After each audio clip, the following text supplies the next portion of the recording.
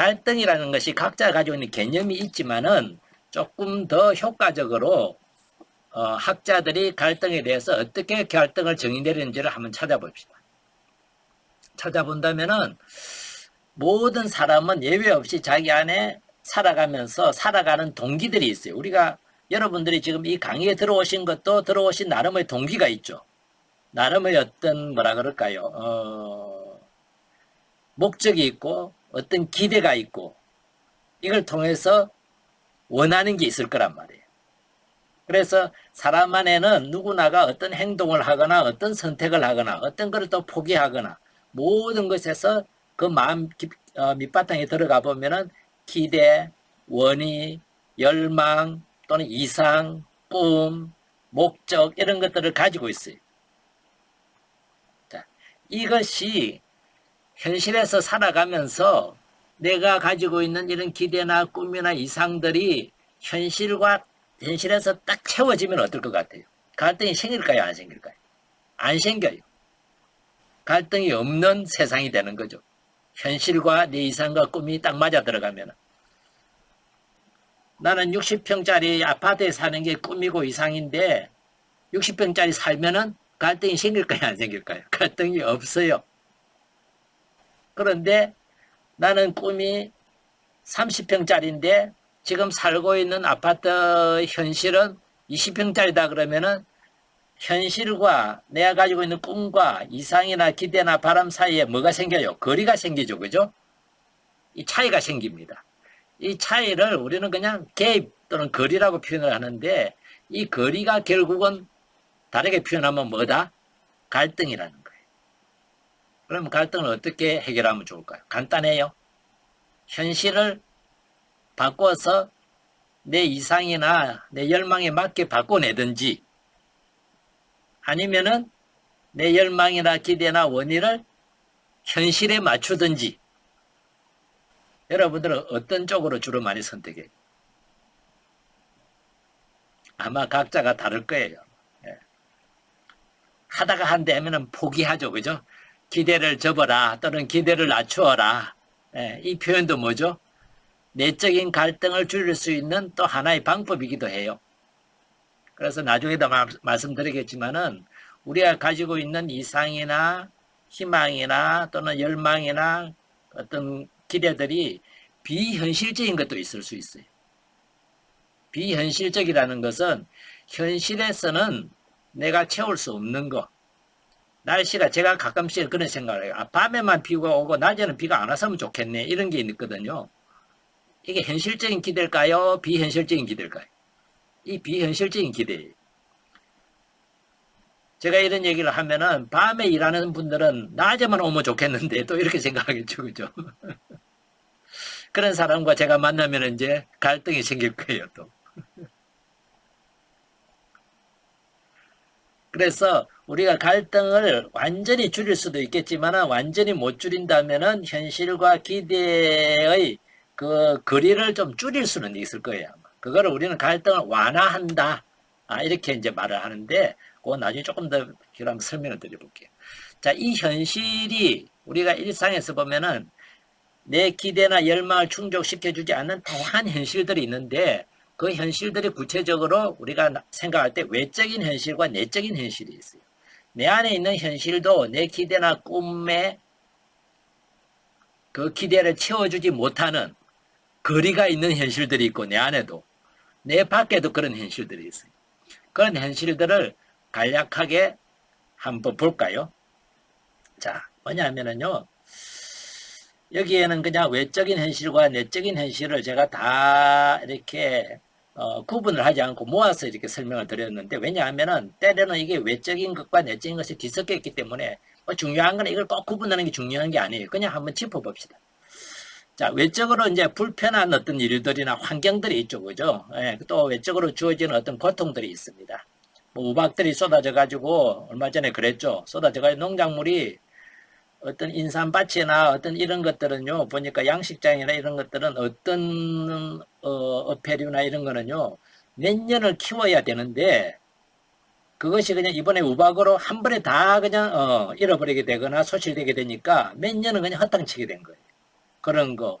인삼밭도 마찬가지로 그런 얘기를 제가 들었어요. 이런 분들에게는 외부적인 이런 어떤 상황들이 상당히 고통을 가져다 주는, 불편을 가져다 주고 정말 어려움을 가져다 주는 그런 어떤 외적인 현실이죠. 그죠? 내 생각에는 그런 우리의 기대는 그런 우박들을 안 왔으면 좋겠다는 것이 우리의 기대고 바람이지만, 원이지만, 현실은 그렇지 못하다는 것 사이에서 이제 갈등들이 일어나는 거죠. 그 다음에 자원의 제한이라는 건 뭐냐면은, 우리 집에 아버지가 또는 엄마가 벌어서 가지고 오는 돈을 총 합계하면 500만 원이야. 그런데 우리가 쓰는 게 500만 원 이상을 누가 쓰면 어떻게 돼요? 갈등이 일어나요. 왜냐하면 딱 제한된 자원이 있는데 이것을 어떻게 적절하게 분배해서 생필품이나 또는 문화 오락이나 또는 우리 관리나 기본적인 것이나 뭐 이런 것의 전압이나 이런 것을 어떻게 잘 분배할까가 중요한데, 이거를 그 제한된 자원보다 더 많이 사용하거나 제한된 이 자원을 막 낭비를 하게 되거나 쓸데없는 곳에 이렇게 막 낭비를 하게, 이런 것이 되면은 또 이런 외적인 현실에 대해서 갈등들이 생기게 됩니다. 우리 열망들이 채워지지 않게 되는 거죠. 그 다음에 이제 우리가 조금 색깔을 달리 한 거는요, 빈번하게 우리 안에서 갈등의 원인으로 일어나는 것들인데, 비민주적이라는 거, 불공정하다는 거. 집안에 어떤 걸 결정하면은 아빠가, 엄마가 다 결정해버리고 아이들은 그냥 따라야 되는 거라면은 아이들 입장에서는 갈등이 많이 생길 수밖에 없죠. 직장에서도 그렇고, 우리가 민주주의라 그럴 때 뭐죠? 거기에 있는 국민 모두가 원하는 것이 무엇인지를, 비교적 다수가 원하는 것이 무엇인지를 찾아내고 그 다수가 원하는 쪽으로 정책을 정하면서 그로 인해서 그 소수가 피해보는 걸 어떻게 이것을 보완해주고 어떻게 이것을 메꿔줄 것인가 하는 것이 민주주의의 근간이잖아요. 가족도 마찬가지인 거죠. 가정도. 그런 것이 일어나지 않을 때는 우리가 이제 불공정이라고 얘기를 합니다. 공정하지 못한 것이 생각외로 많다는 거죠. 아이들 입장에서는요, 아버지는 술을 맨날 마시는데 아이들 보면 못 마시게 한다. 이런 뭘까요? 불공정입니다. 엄마는 이렇게 막 하고 싶은 거 다 하면서 아이 보고는 못하게 한다. 엄마는 맨날 텔레비 보면서 아이 보고는 못 보게 한다. 이런 거 다 불공정이에요. 이런 것들도 갈등의 원인들이 된다는 거죠. 그죠? 그 다음에 새로운 변화라는 것은 뭐냐 하면은, 가족이 갑자기 결혼을 해가지고 새로운 사람이 집안에 들어온다든지, 첫 아이를 낳았다든지, 그다음에 아이가 처음으로 학교를 들어간다든지, 갱년기가 되었다든지, 이사를 갔다든지, 새로 퇴직을 해가지고 집안에 들어와서 산다든지, 뭐 이런 것들이 뭡니까? 가족 안에서 일어나는 새로운 변화들이에요. 이 변화도 갈등의 원인이 됩니다. 그 다음에 서로의 다름.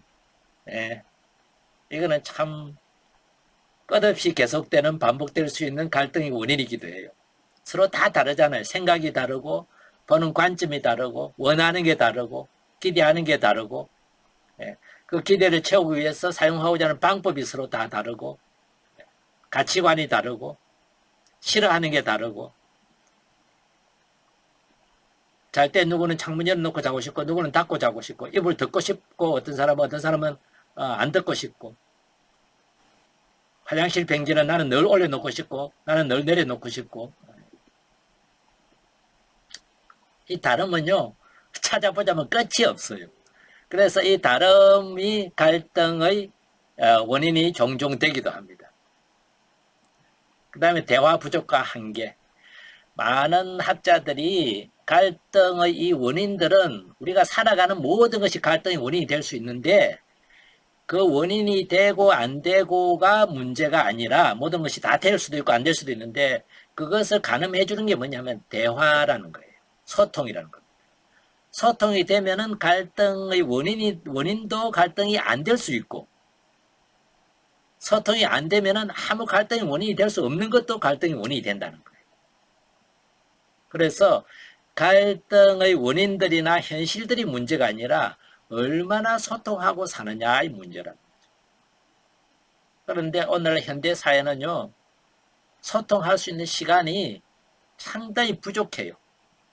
그리고 소통하는 게 힘드니까 컴퓨터하고 소통하거나 휴대폰하고 소통하는 게 쉽고 재밌어요.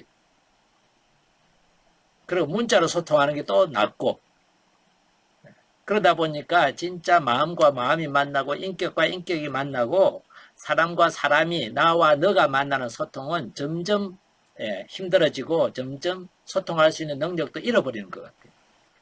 그 다음에 이제 공존 가치 빈약. 이거는 뭐냐 하면은요, 더불어 살아가려면 더불어 살아가는데 도움이 되는 내적인 어떤 덕이나 내적인 어떤 관점이나 내적인 어떤 그런 가치들이 자기 안에 가꾸어져 가야 돼요. 그게 뭐냐면 사랑이고 서로에 대한 신뢰고 믿음이고 또 뭔가 서로가 실수하고 잘못했을 때 서로 용서해 줄 수 있는 어떤 너그러움이나 여유고 따지면 더 많죠. 참 많아요.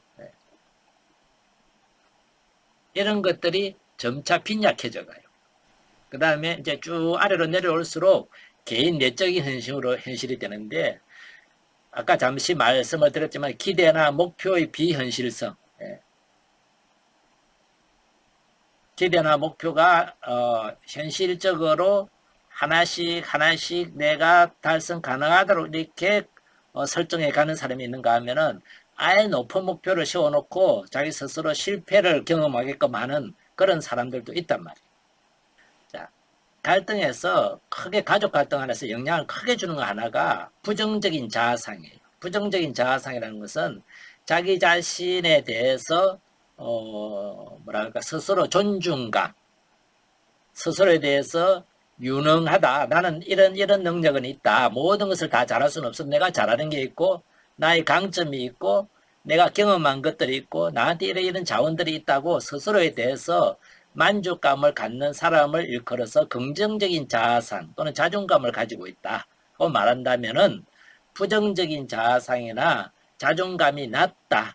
이렇게 표현하는 사람들은 자그마한 일에도 발끈하기가 쉬워져요. 누군가가 나에게 어떤 얘기를 하는데 쉽게 비난받는다고 느낄 가능성이 높아진다는 거예요. 그리고 자그마한 실패나 자그마한 난관 앞에서도 어떨 것 같아요? 거기에 대해서 스스로에 대해서 주저앉거나 좌절하거나 실망하거나 또 그런 방해의 요인을 제공했다는 사람을 비난하거나 공격하거나 이럴 가능성이 이제 높아진다는 거예요. 왜냐하면 기본적으로 부정적인 자아상을 가지고 있다 보면은요, 자기 자신에 대해서 자신감이 없을 뿐만 아니라 스스로에 대해서 믿음도 부족하고 스스로에 대해서 안정감도 약해져요. 그래서 안정감이 약해진다는 것은 자그마한 일에도 쉽게 예민하게 반응할 수 있는 그런 가능성이 높다는 걸 말해요. 비유를 하나 들어자면 제가 잘 드는 비유인데 가로 세로가 한 10m 되는 넓은 그런 판자라기보다 단이 하나 있다고 가정해 봅시다. 여러분들이 어딘지 무대에 올라가기 위해서는 가로 세로 한 10m 되는 무대에 올라가서 노래 부르러 가면은 무대에 올라가서 노래를 어떻게 잘 부를까 문제지 무대가 무너질까봐 걱정은 안 할 거예요. 편안한 마음으로 누구나가 그런 가로 세로 10m 넓이의 무대 위에 올라가서 서 있을 거란 말이에요. 그런데 또 한번 상상해 보세요. 이 무대가 가로 세로 10m 그대로예요. 쫙 들려 올라가서 우리나라에서는 그래도 제일 높은 데가 어딥니까? 롯데월드 그건가? 롯데월드 꼭대기에 딱 올려져 있어요. 아주 튼튼하게 올려져 있다고 가정을 해봅시다. 근데 거기에 여러분들이 딱 올라섰어요. 어떨 것 같으세요? 아마 그 가로 세로 10m 딱 가운데 설 거예요. 아마. 불안해가지고. 겁나요, 그냥. 혹시 바람이 불어서 떨어지면 끝장이에요. 근데 누가 옆에서 또박또박 가까이 다가오면은 어떨 것 같아요? 더 무서워져요. 가까이 오지 말라고. 혹시 밀려서 실수로 부딪히면은 내가 떨어질지 모른다는 불안감이 생겨요. 이렇게 내 자신이 기본적으로 불안감을 가지고 있으면은 누군가가 아무 의도 없이 다가오는데도 왠지 나는 긴장을 하게 돼요. 편안하게 받아들이기 힘들어요. 주변을 뚜벅뚜벅 걸을 수가 있는데 그게 땅 위에 있는 단이라면 주변을 뚜벅뚜벅 걸을 수도 있어요. 편안하게 내가 걷고 있어요. 왔다 갔다 하면서 노래도 불러요. 그런데 이게 그 높이에 딱 올라가 있으면은요, 노래 부르는 것도 겁나고 거기서 달달달 떨고 아마 가운데에 딱 있어 꼼짝을 안 할 거란 말이에요. 그게 뭐냐 하면은 자존감이 낮거나 부정적인 자아상이 낮은 사람이 갖는 마음이에요. 그러니까 주변이 다 위험 요소들이고 사람들이 다 나를 해칠 수도 있기 때문에 경계를 하게 되고 머리로 알고 그러는 게 아니에요. 그냥 무의식적으로 그렇게 나는 반응해요. 그래서 삶 자체가 상당히 자기 자신이 힘들어진다는 거예요. 그러고 싶어서 그러는 게 아니에요. 내 삶의 여정에서 내가 기억하지 못하지만은 그래야만 살아남고 그래야만 헤쳐갈 수 있겠다는 경험들이 축적되어 있다는 뜻이에요. 내 탓이나 내 잘못이 아니라는 거예요.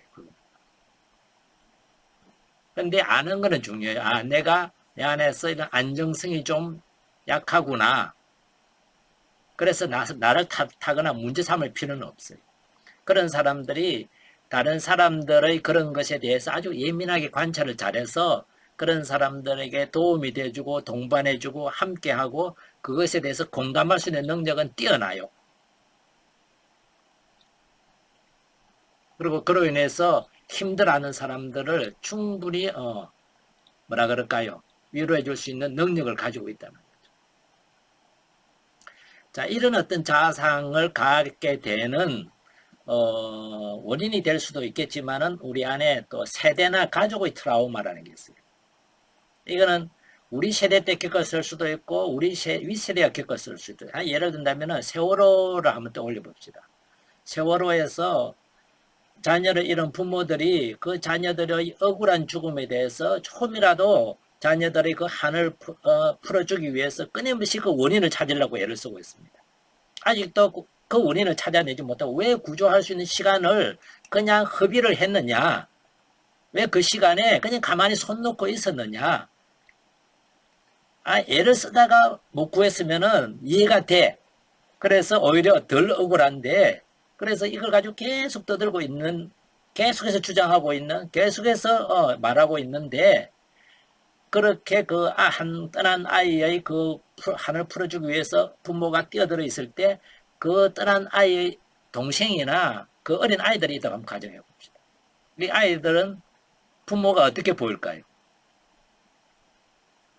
나한테는 관심이 별로 없고, 자기 누나나 형이나 언니나 여기에 엄마가 아빠가 계속해서 매달려서 고통받고 있는 거를 다 지켜보고 큰다고. 그런데 엄마 아빠의 고통을 보기 때문에 엄마 아빠한테 원망을 할 수도 없어. 자기도 보여. 왜 다른 친구들과 달리 나는 이런 고통을 겪어야 되는지에 대한 아픔들이 들어오기 시작하죠. 근데 이런 어떤 세대 트라우마는, 이런 큰 가족 안에서 트라우마는 독일의 한 연구에 의하면요 400년을 이어지기도 한대요. 그 가족 안에서. 그 가족이 직접 독일에 그게 있었잖아요. 예전에 뭡니까? 그 홀로코스트도 있었고 유대인들 학살한 어떤 그런 것도 있었고 독일에 그 전에 있었던 어떤 그런 것들도 예. 그리고 우리나라 같으면 4.3 사건이나 5.18이나 이런 거 제주 사건이나 이런 거 어떨 것 같아요. 그 가족 안에서의 트라우마가 아마 본인은 그 트라우마라고 의식도 못하겠지만은 학자들의 연구에 의하면 가족 안의 트라우마는 길게는 400년, 몇 세대까지 간다는 것이 연구 결과 이렇게 밝혀지고 있어요. 이런 것들이 그 사람들 안에서 남아가지고 다양한 모습으로 어떤 모습으로 드러나는지 다 지금 알려지지도 않고 있죠. 이런 것들이 내적인 현실이 될 수 있는 거예요.